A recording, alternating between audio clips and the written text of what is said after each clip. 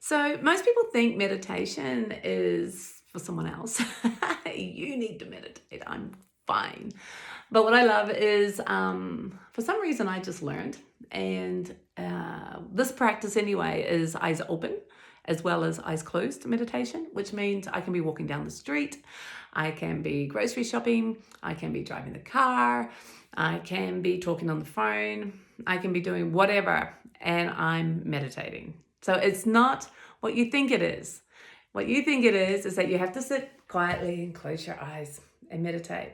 And everything has to be calm and quiet, right, for you to do that.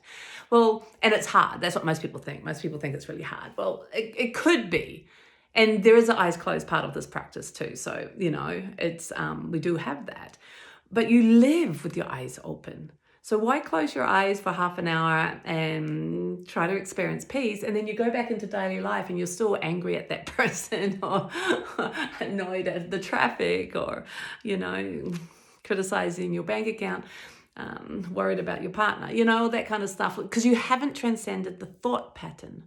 You're still thinking the same stuff. So what we play with the Brightpath is recognizing what you're thinking about and just replacing it with the technique. And what happens is you start to come into this natural flow of recognizing there's a gap between the thoughts. And as soon as you recognize there's a gap between the thoughts, you recognize there's more of a subjective experience. I'm watching the thoughts. So this me that's actually subjective to the thoughts, which are now objective. So there's now space.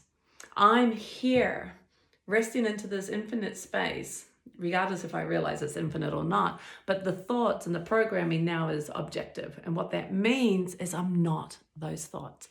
You know what that means too is you don't have to fix those thoughts. You don't have to transcend those thoughts. You don't have to push those thoughts away.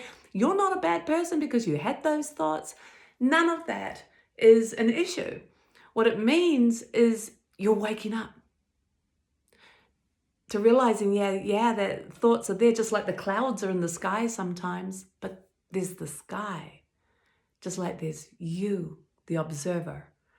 There's you, this pure consciousness that's happening, that's witnessing, that's living, gloriously living life right now. That purity that is the sky. And then even if there's clouds in the sky, who cares? You can't control it. So even if there is thoughts or reactions or emotions, who cares? It happens. But you know that it passes. You know it's not you. You know you're not dug into these grudges and these emotions for days and months. Oh, that was so hard to live like that. Thank goodness I don't anymore. God, I'm so grateful I don't. I'm so grateful that I can see the emotions for what they are and actually live in this inner peace and contentment, which is eternal. And then if sometimes I do react or whatever, get upset about something, who cares? And look at me, I'm not like this calm, quiet person. I'm alive. It's my flavor. So I don't judge my flavor. I'm allowed to be me, which sounds so stupid because you should be allowed to be you. But how many times do you actually think that you need to change, that you shouldn't be doing that, or you're an idiot, or, do you have those thoughts? I used to.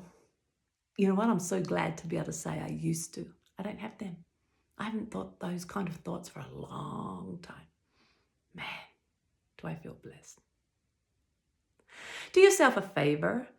If you do want peace and happiness, if that does mean something to you, do something about it. Just find your happiness. Find what makes you happy. Live it. It's the most important thing, isn't it? You being you. You being happy. I'm your cheerleader.